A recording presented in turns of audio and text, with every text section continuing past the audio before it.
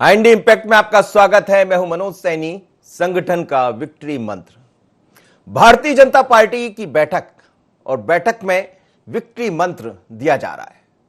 बात होगी 2023 के चुनाव की, बात चल रही है उपचुनाव की, लेकिन इस बैठक में और भी कई बातें हैं। बीजेपी चाहती है कि जो गलतियां 2018 में हो गई, जो चूक 2018 में हो गई, उनको अब समय से पहले दूर कर लिया जाए। लगातार इस बात के प्रयास भी किए जा रहे हैं। भारतीय जनता पार्टी के प्रदेश अध्यक्ष बीडी शर्मा फील्ड में भी है, अलग अलग लोगों से मुलाकातें कर रहे हैं। लेकिन आज बीडी शर्मा, राष्ट्रीय सह संगठन मंत्री श्री प्रकाश, प्रभारी मुरलीधर राव, ये तमाम ऐसे लोग हैं जो विक्ट्री मंत्र दे रहे हैं अपने अलग अलग कार्यकर्ताओं को। बड़ी बात यह है कि पहली बार इतनी बड़ी बैठक है। इस बैठक में जिला अध्यक्ष शामिल है और तमाम जो वरिष्ठ पदाधिकारी हैं वो भी शामिल है। मुद्दा यही है कि कैसे प्रदेश पदाधिकारियों का इसमें सहयोग लिया जाए और कैसे संगठन के कामकाज की समीक्षा कर उसे और मजबूत किया जाए, ताकि 2023 में विक्ट्री यानी जीत की तरफ हम बढ़ चलें। 2018 में भारतीय जनता पार्टी की सरकार चूक गई थी, लेकिन अब संगठन ये चाहता है कि पहले से ऐसी तैयारियां कर लिया जाए जिसका लाभ बीजेपी को मिल जाए। और बीजेपी तो कह भी रही है कि हम तीनों विधानसभा चुनाव भी जीतेंगे, एक लोकसभा भी जीतेंगे, क्योंकि हम तैयारियों की तरफ बढ़ चले हैं। और आज के बाद अब पूरी बात मैदान में होगी, यानी रणनीति जो बन रही है वो मैदान में जाने की। सुनिए जरा क्या कह रही है बीजेपी, फिर आगे बढ़ते हैं। भारतीय जनता पार्टी ने अपनी तैयारी शुरू कर दी है। खंडवा सहित तीनों विधानसभा के जो उपचुनाव हैं, हमारी बैठकें हो चुकी हैं, हमारे प्रभारी नियुक्त हो चुके हैं और उसके बाद हम रण क्षेत्र में पूरी तैयारी से उतरने वाले हैं। तो चलिए, रण क्षेत्र की तैयारी है और ये रण क्षेत्र है 3 विधानसभा, रेगांव, पृथ्वीपुर की बात हम करें। लेकिन जोबट 3 ऐसी विधानसभाएं थी जो खाली रिक्त हुई है। कोविड ने इन विधानसभा को रिक्त कर दिया। जो असामयिक निधन हुआ है 3 विधायकों का, उसके अलावा हम बात करें तो एक लोकसभा नंद कुमार सिंह चौहान साहब की खाली हुई है, उस पर भी नजर है। कांग्रेस भी ये कह रही है, अपने प्रवक्ताओं को तैयार कर रही है, अलग अलग बैठकें ले रही है। और कल भी कमलनाथ को हमने देखा कि अपने नेताओं के साथ बात कर रहे थे। तो सीधे तौर पर दोनों ही दल तैयार हैं, लेकिन बीजेपी की बड़ी बैठक में बड़े निर्णय होंगे और ये निर्णय होंगे विक्ट्री के। तो क्या होगा विक्ट्री का मंत्र? मेरे साथ इस वक्त जुड़ रहे हैं यशपाल सिंह सिसोदिया, भारतीय जनता पार्टी के प्रवक्ता हैं, साथ ही विधायक हैं, और संदीप पौराणिक जी हैं, वरिष्ठ पत्रकार, अजीत सिंह भदौरिया हैं, प्रवक्ता कांग्रेस के। आप सभी मेहमानों को बहुत स्वागत है। यशपाल जी, वैसे तो बीजेपी में बैठ के चलती ही रहती है, हमेशा होती है, आज भी बैठक चल रही है। बैठक में तमाम पदाधिकारी मौजूद हैं और इसके अलावा हम देखें तो जिला अध्यक्ष को भी बुलाया गया है, यानी तैयारी 2023 की है। जी, भारतीय जनता पार्टी का संगठन और भारतीय जनता पार्टी की नेतृत्व वाली सरकार साझेदारी के साथ, जिम्मेदारी के साथ, अगर हम वैक्सीनेशन सेंटर पर पोलिंग के हमारे जो प्रभारी हैं, हमारी जो क्राइसिस समितियां बनी है, उनको जिम्मेदारी का एहसास कराने का काम करते हैं। कोरोना की इस लड़ाई में हम लड़ने का काम करते हैं। तो वही दूसरी ओर अगर संभावित कोई चुनाव होने वाले होते हैं, संभावित चुनाव की जो स्थिति बनती है, तब भी भारतीय जनता पार्टी निरंतर सक्रिय भूमिका में रहती है। हम कांग्रेस के लोग थोड़ी है क्या मनोज जी कि कांग्रेस कर्मचारियों को धमकी देने की बातें करें, कमलनाथ जी अधिकारियों को देख लेने की बात करें, रिटायरमेंट के बाद फाइनल खुलने की बात करें। और जिस प्रकार से कांग्रेस जो कहती है करती है, हम ऐसा नहीं करते हैं। हमारा तो देखिए, संगठन में भी हमारी भूमिका है, सरकार में भी हमारी भूमिका है, और हम दबाव की राजनीति नहीं करते, हम प्रभाव की राजनीति करते हैं। लेकिन आज की जो बैठक, इसमें क्या ये माना जाए कि विक्ट्री मंत्री दिया जाएगा तमाम सारे लोगों को और इसी पर बीजेपी आगे बढ़ रही है? देखिए, बृहद बैठक जो होती है मनोज जी, एजेंडे के साथ साथ अभी कोरोना में संगठन के लोगों की भूमिका, हमारे जो स्वास्थ्य स्वयंसेवक बने हैं उनकी भूमिका, हमारी क्राइसिस समितियां बनी उनकी भूमिका, और आने वाली तीसरी लहर जो संभावित लहर है उसमें भी हम किस प्रकार से तैयार रहेंगे, ये तो हमारा एजेंडे में आएगा ही आएगा। और साथ में अधिकतम वैक्सीनेशन हो, इसको लेकर के भी प्रेरित किया जाएगा। फिर रही बात चुनाव को लेकर के, तो भारतीय जनता पार्टी तो सदैव हमेशा हर वक्त चुनाव के लिए तत्पर और तैयार रहती है। और उसी के साथ साथ ये हमारी संयुक्त साझेदारी है, संयुक्त जिम्मेदारी है। और उसी के साथ इस बैठक में चूंकि काफी हमारे जो जिम्मेदार अधिकारी हैं, पदाधिकारी हैं, वे सब हमको मार्गदर्शन देंगे। जिला अध्यक्षों को भी बुलाया गया है, जिलाध्यक्षों से भी सारा फीडबैक लिया जाएगा पूरे प्रदेश का कि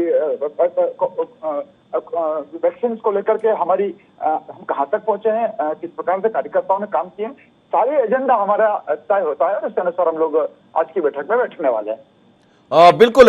चलिए मैं सीधे भारतीय जनता पार्टी के दफ्तर चलूंगा, मेरे साथ अजीत सिंह भदौरिया भी जुड़े। मैं लौट रहा हूं अजीत जी आपकी तरफ, लेकिन भारतीय जनता पार्टी के दफ्तर चलूंगा। हमारे सहयोगी ब्यूरो चीफ संदीप मिश्रा वहां मौजूद है। संदीप, बैठकें बहुत होती रही, आज भी बैठक शुरू है, लेकिन ये बैठक से क्या निकलकर सामने आने वाला? क्या ये माना जाए कि 3 उपचुनाव को लेकर चर्चा होने जा रही है, या ये माना जाए कि 2023 की, क्योंकि इतनी बृहद बैठक, इतनी बड़ी बैठक पहली बार हो रही है, ऐसा कहा जा रहा है।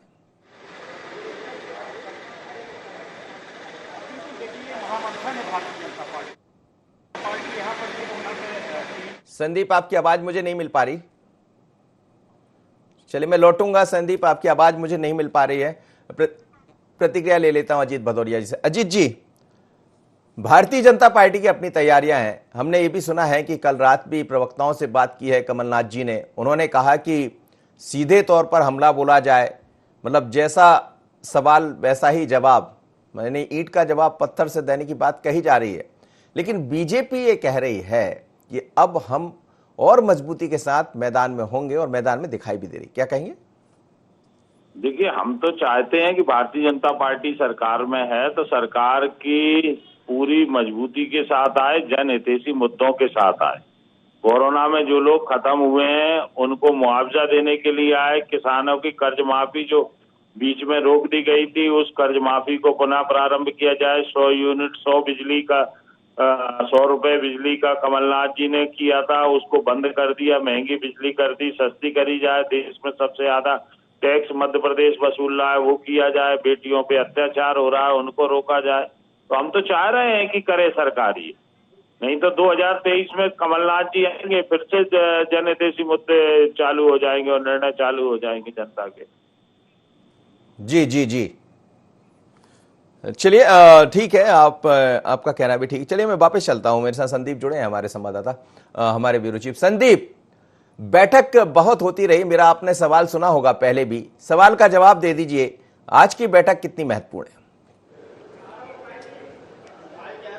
महत्वपूर्ण बैठक है, महामंथन है भारतीय जनता पार्टी का, क्योंकि सिर्फ तीन विधानसभा और 1 लोकसभा सीट ही नहीं, बल्कि 2023 की आधारशिला रखी जाएगी। जिस तरह से दमोह में अगर हम बात करें तो दमोह में भारतीय जनता पार्टी को शिकस्त का सामना करना पड़ा था, तो उसके बाद अब भारतीय जनता पार्टी कोई भी कोताही नहीं बरतना चाहती, कोई भी चूक नहीं करना चाहती, और ये वही नतीजा है कि अब सत्ता और संगठन एक साथ मिलकर के इस चुनाव में जाने की कोशिश कर रहे हैं। क्योंकि जिस पिछली बार अगर हम बात करें तो कहीं न कहीं पहले संगठन के भरोसे भारतीय जनता पार्टी बैठी थी, नतीजा ये निकला कि इतिहास की सबसे करारी हार का सामना करना पड़ा। लेकिन अब यहाँ पर संगठन पूरी ताकत झोंकना चाहता है और संगठन सत्ता के साथ मिलकर के यहाँ पर चुनाव में उतरना चाहता है, और उसकी वानगी एक तरह से बीजेपी प्रदेश अध्यक्ष बीडी शर्मा के दौरों के तौर पर देखी जा सकती है। खुद वो जाकर के सभी जगहों पर फीडबैक ले रहे हैं, समीक्षाएं कर रहे हैं, नेताओं से और कार्यकर्ताओं से मुलाकात कर रहे हैं लगातार। तो ये कहा जा सकता है कि भारतीय जनता पार्टी अब कोई भी चूक नहीं करना चाहती।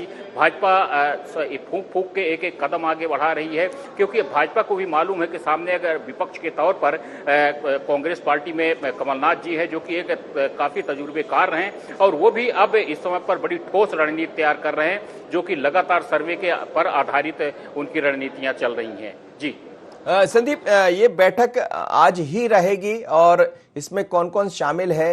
ये भी कहा जा रहा है कि टिप्स इसी बात के दिए जाएंगे, विक्ट्री मंत्र दिया जाएगा कि अब आगे, जैसा आपने भी कहा, कमलनाथ को बड़ी गंभीरता से ले रही है भारतीय जनता पार्टी।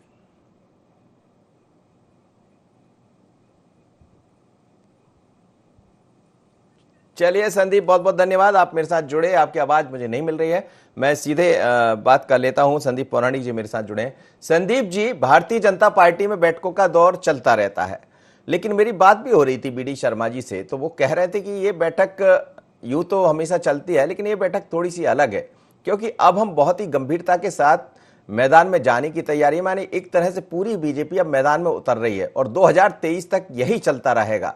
क्या ये माना जाए कि 2018 में जो चूक हुई है, जो गलतियां हुई है, उसको सुधार करके आगे बढ़ने की तैयारी है?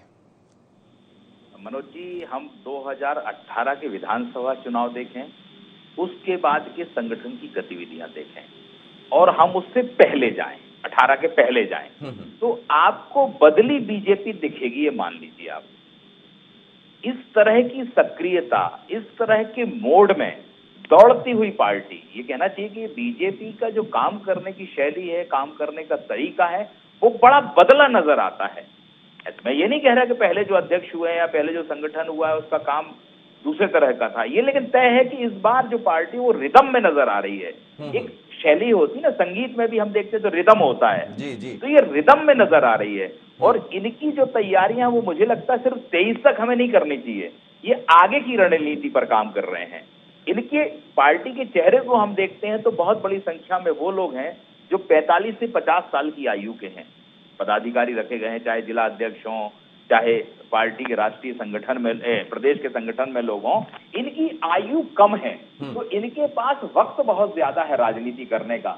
तो पार्टी कुल मिलाकर के उस तैयारी पर काम कर रही है कि आने वाले 20 साल तक हम इसी द्रुत गति से काम कर सके, मुझे ऐसा लगता है। और 2023 की जो आपने बात की है, तो बीजेपी ने आज, या यूं कहें कि पिछले 1 साल से ही 2023 की तैयारी कर दी है, क्योंकि कमलनाथ जैसा अनुभवी नेता है उनके सामने, वो उतने सक्रिय नहीं रह सकते, लेकिन अनुभव उनके साथ है, पार्टी को जोड़ने की क्षमता उनके पास है। तो बीजेपी भी ये जान रही है कि अगर हमने तैयारी नहीं की तो कमलनाथ हमें फिर नुकसान पहुंचा सकते हैं 2018 की तरह, इसलिए उनकी तैयारी जोरों पर है बीजेपी। जी यशपाल जी, हम सुन रहे थे, लोकिन पारासर जी को भी सुन रहे थे और संदीप जी भी वही कह रहे हैं कि ये चीजें क्या बीते यदि कुछ वर्षों को हम देखें तो संगठन में गति बड़ी तेजी से दिखाई दे रही, और निश्चित रूप से ऊर्जावान नेतृत्व है आपके साथ बीडी शर्मा का, जिनकी उम्र भी है, जिनके पास एक लंबा अनुभव भी है, और विद्यार्थी परिषद से वो आए हैं, तो वो जमीनी हकीकत भी जानते हैं।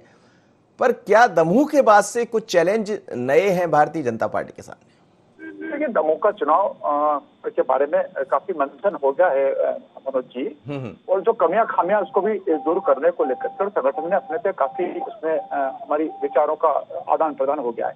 देखिए, हमारी किस्मत है, या यूं कहें कि हमारा सौभाग्य है कि मध्य प्रदेश को राष्ट्रीय सह संगठन मंत्री शिवप्रकाश जी मिले हैं, मुरलीधर राव जैसे वे व्यक्ति मिले हैं जिन्होंने संगठन को सींचने का काम किया है। तो ऐसे बड़े कद्दावर जो हमारे संगठन पुरोधा हैं, उनका मार्गदर्शन हमको मिल रहा है, और उसके कारण से ऊर्जा में संचार हुआ है। देखिए मनोज जी, अभी आपने कहा कि ईंट का जवाब पत्थर से, ये तो पत्थर बरसाने वाले लोगों का समर्थन करने वाली कांग्रेस है, देशद्रोही ताकतों के साथ खड़े रहने वालों के साथ है, पाकिस्तान जिंदाबाद के नारे लगाने वालों के साथ है, इसलिए ये क्या ईंट का जवाब पत्थर से देंगे। दूसरा मेरा कहना कि अभी संदीप जी बोल रहे थे कि कमलनाथ जी के अनुभव लोकसभा पार्लियामेंट के हिसाब से हो सकते हैं, केंद्रीय जो राजनीति करी उसके हिसाब से। खुद ही कमलनाथ जी का ऑन रिकॉर्ड है मध्य प्रदेश की विधानसभा में, तब उन्होंने कहा कि मुझे मध्य प्रदेश की विधानसभा की और मध्य प्रदेश की राजनीति नहीं आती, मैं यहाँ पर अभी सीख नहीं पाया हूँ पूरी तरह से। इसी पिछले सत्र में उन्होंने स्वीकार किया है। और कमलनाथ जी वास्तव में जमीन के कार्यकर्ता है, जमीन के नेता नहीं है। उन्होंने राजनीति करी तो सेंट्रल की राजनीति करी, और यहाँ पर शिवराज सिंह चौहान जैसा कद्दावर हमारा नेतृत्व है। कल ही अगर आप देखेंगे तो इंदौर में जिस प्रकार से वे जो अनाथ बच्चे हुए उनके साथ उनका जो संवाद हुआ है, उनको जो आश्वासन है, उनके जो भरपाई उसकी जो सरकार की ओर से की जा सकती है, चाहे वो आर्थिक हो, चाहे वो नौकरी देने वाला मामला हो, या उनको संबल देने वाला मामला, इन सबको लेकर के भारतीय जनता पार्टी देखिए हमारे सामने कोरोना की बहुत बड़ी चुनौतियां हैं, और इस चुनौतियों को भी हम निपटेंगे। और चुनाव की जो संभावना है, उस चुनाव की संभावना में भी भारतीय जनता पार्टी के शीर्षस्थ जो संगठन है मनोज जी, उसकी जो एक रणनीति है, और बहुत अच्छी बात की युवाओं को संगठन में ले लिया। अब मैं जिस शहर का प्रतिनिधित्व करता हूँ, वहाँ का युवक कांग्रेस के अध्यक्ष की उम्र है लगभग 65-68 साल, और हमारे अध्यक्ष की उम्र है लगभग 35-40 वर्ष। तो ये जो युवाओं का उत्साह, युवाओं को जोश, और युवाओं को जो तैयार करने की एक नई श्रृंखला भारतीय जनता पार्टी ने स्वीकार की है, और जहां मंडल अध्यक्ष और जिला अध्यक्षों को हमने यूथ को मौका दिया है, देखिए पूरी पार्टी उनके साथ खड़ी हो गई है। 70-75 साल का कार्यकर्ता, पदाधिकारी जो कभी मंत्री रहे होंगे, कभी संगठन में अध्यक्ष का दायित्व निभाया होगा, प्रदेश का दायित्व निभाया, वो भी हमारे नवनियुक्त युवा अध्यक्षों के साथ साझेदारी कर रहा है। तो हमारा संगठन का अनुशासन है मनोज जी है। तो क्या ये माना जाए कि कमलनाथ, जिन्हें आप अपनी भाषा में बुजुर्ग कह रहे हैं, उनका कोई चैलेंज आप नहीं मानते, मतलब उनको गंभीरता से नहीं ले रही बीजेपी? नहीं देखिए, किसी का बुजुर्ग होना उसकी अनुभव को कम नहीं करता है, लेकिन कांग्रेस कमलनाथ जी में तो सिमट गई है। दिग्विजय सिंह जी तो पता नहीं कहां कब आते हैं और किस प्रकार से टिप्पणी करके और चले जाते हैं, और सांप्रदायिक उन्माद को भड़काने की बात कर जाते हैं, लड़ाई झगड़े करवाने की बात कर जाते हैं। सिंधिया जी इनके पास थे, अब सिंधिया जी तो हमारे पास आ गए। तो कमलनाथ अकेले इस कांग्रेस को चलाने वाले एकमात्र नेता रह गए हैं, और वे तस्वीर कह रहा हूं कि जमीनी नेता नहीं है। अगर वो वहां का सर्वे करने जाते हैं मनोज जी, और ऊपर से चल करके आ जाते हैं, और कोरोना के इस काल खंड में जब काल चल रहा है, और इसमें अगर वैक्सीन की हम बात करें तो वैक्सीनेशन के सेंटर पर जाने के बजाय वो मिर्ची वाले बाबा के पास जाकर के 1 लाख फूलों का वो अभिषेक करवा रहा है, शिव अभिषेक। अरे शिवराज को हटाने के लिए शिव अभिषेक की जरूरत नहीं बताइए आपको। चलिए अजीत जी, अजीत भदौरिया जी,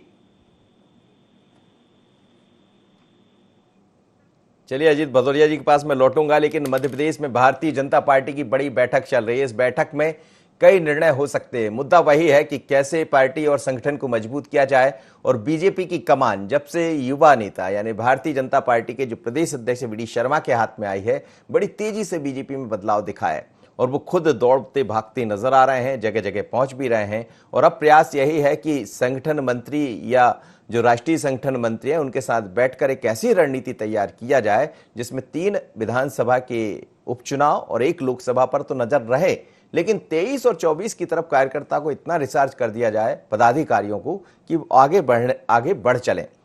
अजीत भदौरिया मेरे साथ जुड़ेंगे, मैं उनसे बात करूंगा। संदीप पौराणिक जी, ये आपने भी कहा कि पार्टी में बड़ी तेजी से बदलाव दिखा है, और हम किसी व्यक्ति विशेष की बात ना करें तो भी, लेकिन ये तो समझ आ रहा है कि अब पार्टी चल नहीं रही है, दौड़ते हुए दिखाई दे रही। मनोज जी बिल्कुल सही बात है। संदीप जी, संगठन को जब हम देखते हैं, किसी भी संगठन को, जी जी, जब मुखिया दौड़ता है तो उसका परिवार भी दौड़ने लगता है। छोटे से छोटा कार्यकर्ता हो या परिवार का सबसे कमजोर सदस्य, हम परिवार की अगर हम बात करें तो परिवार को जो लीड करता है, जिस आदमी के हाथ में जिम्मेदारी होती है, अगर वो गतिशील है, अगर वो सक्रिय है, अगर वो ईमानदारी से काम कर रहा है, तो परिवार के बाकी सदस्य भी मजबूर हो जाते हैं, करते हैं उसे देख के, साथ में उनकी मजबूरी भी होती है, ये हम कह सकते हैं। लेकिन बीजेपी ने एक नया ट्रेंड डेवलप किया है मध्य प्रदेश में। हम देखते हैं कि प्रदेशाध्यक्ष संभवतः 2 दिन भोपाल में नहीं रहते, वो पूरे प्रदेश का किसी ना किसी अंचल का दौरा करते रहते हैं। ये रिचार्ज कर रहे हैं आप कार्यकर्ताओं को, जमीन पर पार्टी को और मजबूत करने। बीजेपी वैसे मजबूत है, संगठन है उनका, वो फिर भी मजबूती के लिए काम कर रहे हैं। इसका आशय साफ है कि बीजेपी आने वाले दशकों की जो उसकी मजबूती आज है, वो देश की सबसे बड़ी, दुनिया की सबसे बड़ी पार्टी है, उसके बावजूद भी वो अपनी मजबूती को और बढ़ाने की कोशिश कर रहे हैं। जहां तक आपने कमलनाथ जी की बात कही और सिसोदिया जी ने भी कही, जी देखिए राजनीति में प्लेयर देखा जाता है कि वो कितना अनुभवी प्लेयर है, उसका आज तक का कैरियर कैसा रहा, उसने कितने चुनाव जीते। तो सामने वाली टीम जो होती है वो सतर्क तो रहती है। भले ये कह सकते हैं कमलनाथ जी राष्ट्रीय नेता है, वो है, लेकिन उनका जो अनुभव है उसको बीजेपी चुनौती मान रही है, इसे नहीं नकारा जा सकता। बिल्कुल आप सही कह रहे हैं। अजीत भदौरिया मेरे साथ जुड़े। अजीत जी, यशपाल जी को आप सुन पाए थे या नहीं, लेकिन मैं आपको बता दूं, यशपाल जी ये कह रहे थे कि ये पार्टी कमलनाथ जी की पार्टी नहीं है जिन्होंने एक अकेले व्यक्ति ने सब कुछ कर लिया। उन्होंने उदाहरण भी दिया, जैसे मेरे यहाँ जो अध्यक्ष है वो 35 साल का है और आपका जो अध्यक्ष है वो 65 साल का है, तो यही फर्क है, इसलिए भारतीय जनता पार्टी दौड़ती नजर आ रही। कांग्रेस भी पार्टी रही है, उनको नजर आ रही ना आ रही, ये उनका लुकआउट है, अपना तरीका है। भारतीय जनता पार्टी की आज बड़ी विचित्र स्थिति है। यशपाल जी सुन रहे हैं तो सुन लें, आज भारतीय जनता पार्टी कम बची। अब उसमें शिवराज भाजपा हो गई, महाराज भाजपा हो गई, और बचे कुचे लोग यशपाल जी जैसे नाराज भाजपा हो गए। इनको विचारों का जो मूल कार्यकर्ता है ना, उसकी तरफ कोई सुन ही नहीं रहा है भारतीय जनता पार्टी का, वो बेचारा भटकाव में है। अब तो ये स्थिति है। कांग्रेस पार्टी आप देखना आने वाले चुनाव में यही कमलनाथ जी के नेतृत्व में, अभी आप 4 उपचुनाव देख लेना लोकसभा सहित, 4 उपचुनाव में कांग्रेस पार्टी का प्रदर्शन देख लेना, और 2023 में जब कमलनाथ जी शपथ लेंगे मध्य प्रदेश के मुख्यमंत्री के रूप में, तब अपन बात कर लें। नहीं, शपथ तो 15 अगस्त की भी कही थी उन्होंने कि 15 अगस्त को वापस आएंगे और झंडा हम फहरा देंगे। 15 अगस्त को किस तरीके से इन लोगों ने सत्ता का दुरुपयोग किया मनोज जी, ये सबको मालूम है। पर 2023 में इतना बड़ा चुनाव है कि वो मुझे नहीं लगता कि ये कुछ कर पाएंगे, और तब तक शिवराज सिंह रहेंगे ना रहेंगे कोई पता नहीं। अच्छा, आप लोग को क्या कहा कल? ऐसी चर्चा है कि आप लोग से भी बात हुई है, कमलनाथ जी की सभी प्रवक्ताओं से भी बात हुई है, किस तरह की तैयारियां हैं आपकी? देखिए, कोई भी संगठन क्रियाशील तो रहता ही है, हमेशा विचारों का आदान प्रदान रहता है, और विचार नई नई परिस्थितियों में हमेशा विचार बदलते रहते हैं। परिस्थितियां भी परिवर्तित रहती हैं, स्थितियां भी परिवर्तित रहती हैं। आज देखिए सरकार की जो स्थिति है, आप देखिए महंगाई चरम में है मध्य प्रदेश के अंदर। आप कोरोना के लोगों को जो मृतक हुए उनको सर्टिफिकेट नहीं मिल रहा है, 1 लाख का यही शिवराज सिंह ने घोषणा की थी। आज कहाँ है मुआवजा? कितने लोगों को मुआवजा मिला है? यशपाल जी बता दें, फिगर बता दें कि इस जिले में इतने लोगों को मुआवजा दिया। आज उसकी कहीं कोई चर्चा नहीं, लोग भटक रहे हैं। बाढ़ पीड़ितों के बारे में झूठी घोषणाएं कर दी, उनके सर्वे सही नहीं हो रहे। ये स्थितियां निर्मित हो रही हैं। लोगों के मकान टूट गए हैं, पूरी फसलें बह गई हैं, पूरे अनाज बह गया। 5-5 किलो अनाज दे रहा है 10 लोगों के परिवार में, 2 भाइयों के परिवार में 5 किलो अनाज कितने दिन चलेगा मनोज जी? आप मुझे बताइए। एक दिन का उनका आटा चलता है 5 किलो दोनों टाइम का। ये वस्तु स्थितियां हैं, तो लोग तो भटकाव में परेशान है। अब ये जरूर अपने अपने आप में मदमस्त हो रहे हैं और गुमान में रह रहे हैं। रही है भाई, जनता ने 2018 में आपको अच्छा, आप लोग को दमू का वो तो नहीं हो गया, अति तो नहीं हो गया, अति विश्वास तो नहीं हो गया? नहीं है मनोज जी, वो होना भी नहीं चाहिए किसी संगठन को।